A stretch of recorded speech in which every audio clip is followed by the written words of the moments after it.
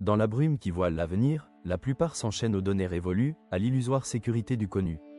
Mais pour nous, les architectes de l'esprit, cela est le cachot de la médiocrité, le piège du trivial. L'innovation véritable n'est que l'au point de l'existant, mais de l'audace d'affronter le vide, là où les métriques s'éteignent et le marché demeure une toile immaculée. Ceux qui quêtent la quiétude des données préexistantes sont, en vérité, voués à l'atrophie intellectuelle. En ce royaume d'incertitude, l'ombre de la paralysie émerge.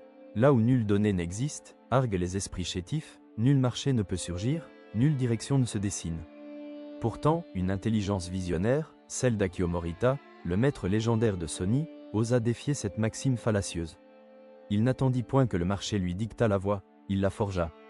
Il détenait une tactique, un protocole de conduite, pour percer les mystères de l'inconnu. Gravez cette vérité dans votre esprit, car nous la révélerons ensemble au zénith de notre odyssée. Tandis que la plèbe s'abandonne à la futilité numérique, à la vaine addiction à la dopamine facile qui engourdit l'intellect et atrophie la clairvoyance, nous, les architectes, embrassons la voie ardue. Celle de l'analyse abyssale, de la reconstruction mentale patiente, de la quête d'une sagesse qui transcende les époques. Nous ne sommes point des disciples serviles. Nous sommes les artisans d'une compréhension nouvelle, les bâtisseurs d'héritage qui bravent l'éphémère.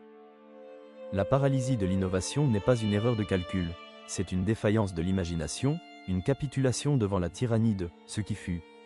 Dépourvue de données préexistantes, la multitude se fige, incapable d'esquisser le moindre pas. Elle réclame études et validations externes, une cartographie exhaustive là où seul l'abîme s'étend. Or, la grandeur ne fut jamais forgée sur des terres balisées, elle naît du défi de l'inexploré. Contemplez les chefs qui vacillent, les entrepreneurs qui dépérissent avant même d'avoir semé la graine. Leur faiblesse réside dans leur dépendance aux validations extérieures, dans l'absence d'une boussole intrinsèque qui indiquerait le nord lorsque toutes les coordonnées font défaut. Ils quêtent la sécurité là où ne gît que le potentiel. Ils attendent un phare au milieu des ténèbres de l'esprit. Cela n'est point du leadership, c'est une couardise travestie. L'analyse interpersonnelle s'amenuise en superficialité, les ventes stagnent et la haute performance régresse. Tout cela parce que la peur de l'inconnu s'est muée en dogme. Cela n'a pas d'antécédent, personne ne l'a fait auparavant, le risque est trop grand. Telles sont les litanies des vaincus, des esprits médiocres qui se complaisent à raisonner le passé, tandis que l'avenir, lui, appelle à leur invention. Nous, les architectes, percevons un appel distinct. Morita saisit que l'absence de données de marché n'était point un obstacle, mais une opportunité monumentale. C'était une invitation à créer, non à réagir, à concevoir des besoins avant même que le public ne les exprimât, à modeler la réalité plutôt que d'être modelé par elle. Il opérait à un niveau de clairvoyance que seuls quelques-uns atteignent, une dimension où l'intuition éclairée devient la force motrice. Il était un architecte de marché. Alors que d'autres se noyaient dans des enquêtes et des groupes de discussion pour valider des idées inexistantes, Morita se fiait à son discernement et à sa passion inébranlable pour l'ingénierie humaine. Il savait que l'innovation n'est pas un processus démocratique, c'est une tyrannie de la vision. Le véritable leader ne consulte pas la carte, il dessine la carte d'un territoire encore innommé. Son esprit était le laboratoire suprême. Songez au légendaire Walkman, un artefact qui redéfinit la relation de l'individu avec la musique. Il n'existait nulle donnée pour un appareil permettant d'écouter de la musique en mouvement, seul. Les spécialistes l'auraient rejeté comme une niche sans attrait massif. Mais Morita perçut au-delà, visualisant une nécessité latente, un désir voilé de portabilité et d'intimité.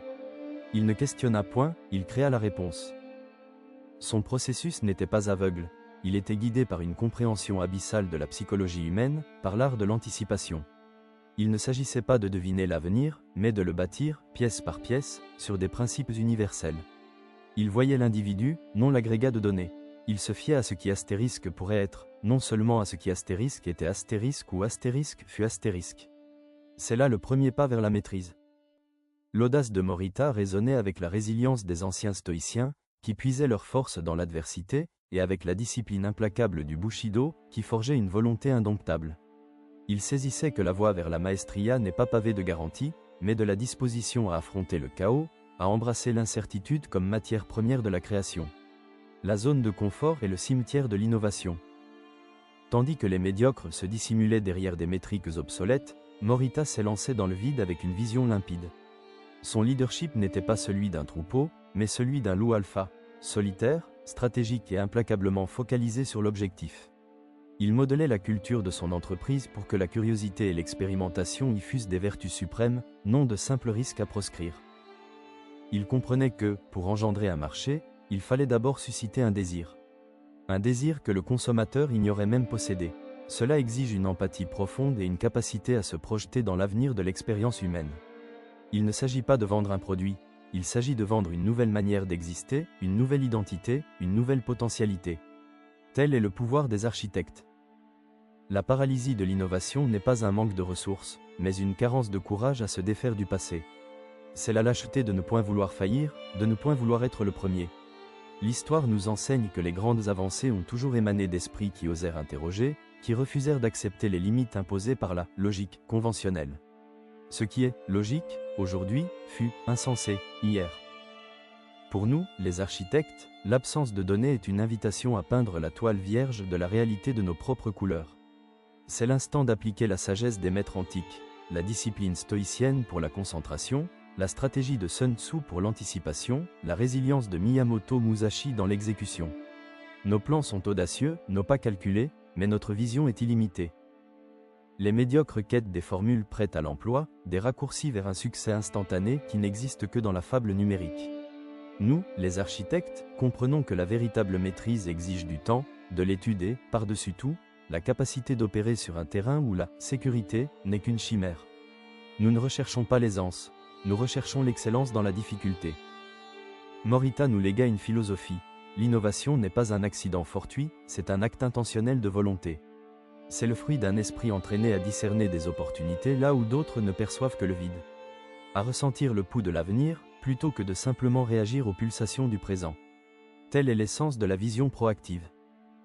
Leader, entrepreneur, psychologue, coach, le défi de l'absence de données de marché est, en réalité, une épreuve pour votre propre leadership intrinsèque. Serez-vous un simple suiveur, en quête de validations externes, ou un pionnier, forgeant votre propre sentier dans le désert des informations? Le choix scellera votre héritage, ou votre insignifiance. Akio Morita ne se contenta pas d'édifier une entreprise, il bâtit une culture de la pensée.